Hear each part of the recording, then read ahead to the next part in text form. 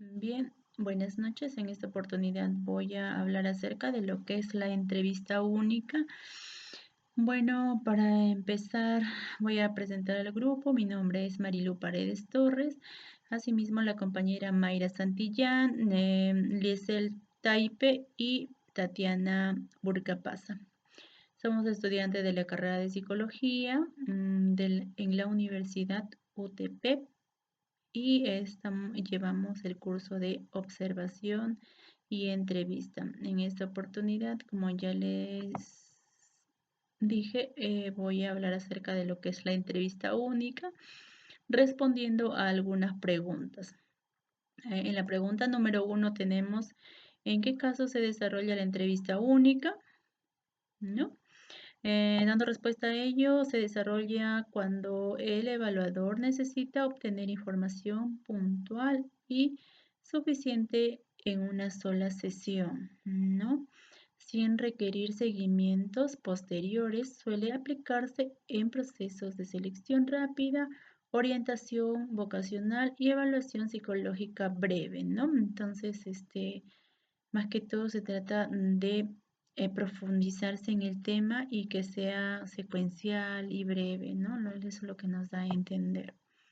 En lo que es segunda pregunta tenemos, según la etapa de vida del evaluado, ¿en qué edad es más frecuente utilizar la entrevista única? Bueno, según en las investigaciones que hemos hecho, las edades que más, o sea, dice que se abarca en todas las edades, ¿no? Entonces se puede realizar la entrevista única, pero hay edades específicas. En este caso, por ejemplo, se da en la infancia temprana y en la adolescencia, ¿no? En lo que es esta infancia temprana abarca desde los 6 años hasta los 12 años, ¿no? Aquí donde nos dice que aquí se utiliza para comprender el desarrollo emocional, social y educativo del niño, así como para identificar posibles dificultades, ¿no? Eso es lo que nos dice o se quiere llegar, ¿no?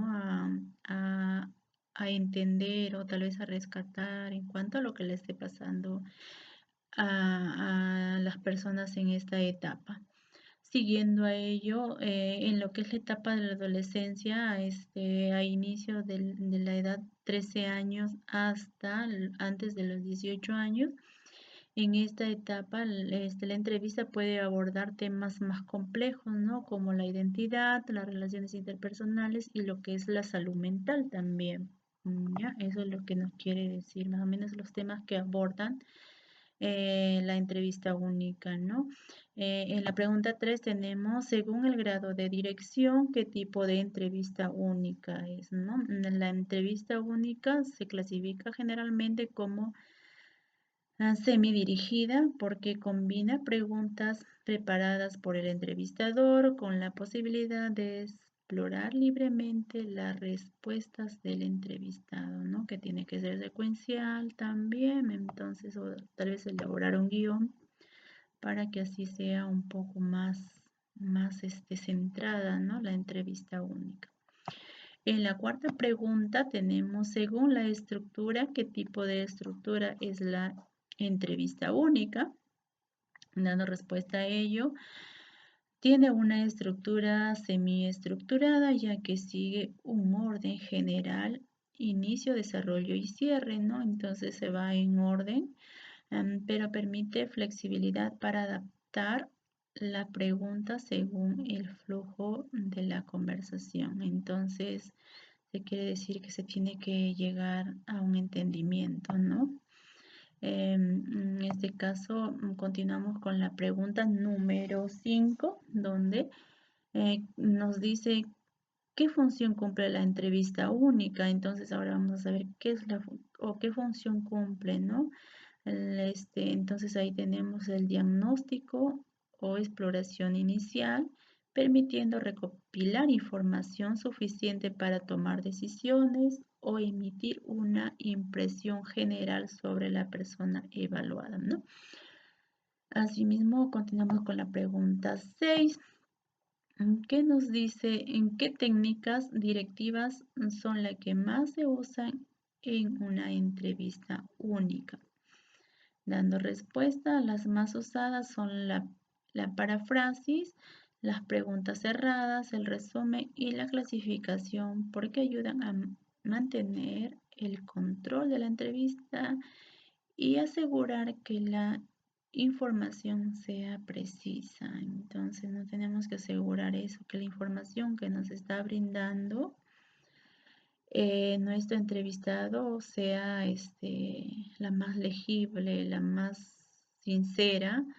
Entonces es por eso que nos dicen, ¿no? Por ejemplo, que yo recuerdo en la cámara GESEL, ¿no? Hay que dar bastante valor a la palabra del entrevistado y que también no se puede afinar, cambiar de versión, ¿no? O también de victimizarse, ¿no? Es la palabra correcta. Entonces ahí estamos teniendo para qué es útil la entrevista única. En lo que es la pregunta 7, ¿qué técnicas directivas son las que menos se usan en la entrevista única? Ahí vamos a conocer. Tenemos la confrontación o interpretaciones directas, ya que podrían generar una resistencia en el entrevistado a cortar el flujo, tal vez, ¿no? O la naturaleza de la conversación, ¿no? También tenemos en lo que es en la pregunta 8, ¿qué técnicas no directivas son las que más se usan en la entrevista única?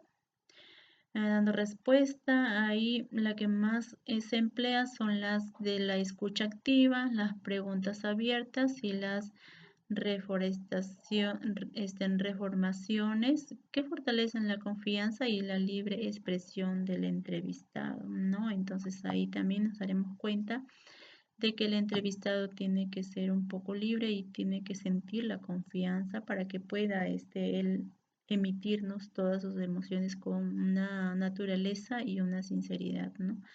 Que sea legible. Siguiendo a ello tenemos en la pregunta 9, donde nos dice qué técnicas no directivas son las que menos se usan en la entrevista única.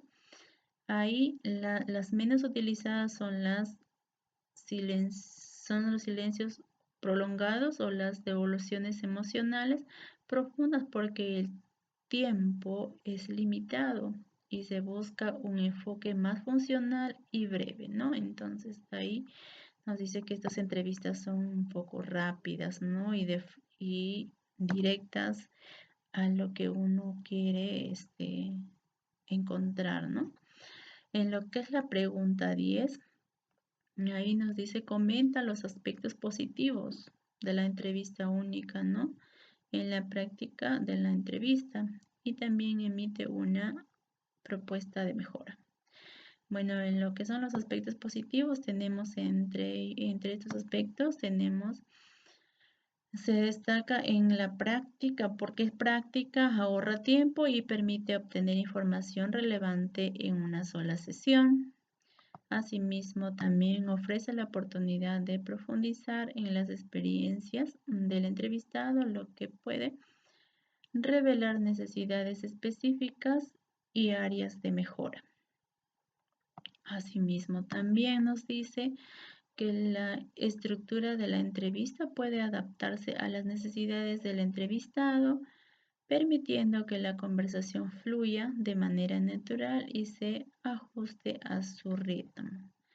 En lo que es una mejora, una propuesta de mejora, hemos considerado sugerir actividades y reflexiones que los niños y adolescentes puedan realizar antes de la entrevista, ayudándoles a identificar, articular sus sentimientos y preocupaciones, ¿no? Entonces ahí tenemos que ayudar en esa parte antes de la entrevista, ayudarle, ¿no? A los adolescentes o a los niños o a los adultos en este caso, que lo requieran la entrevista única, a que ellos un poco se centren en lo que van a, a decir o tal vez en el problema puntual, ¿no? Donde ellos puedan responder tal cual las preguntas que se les va a hacer el psicólogo, ¿no?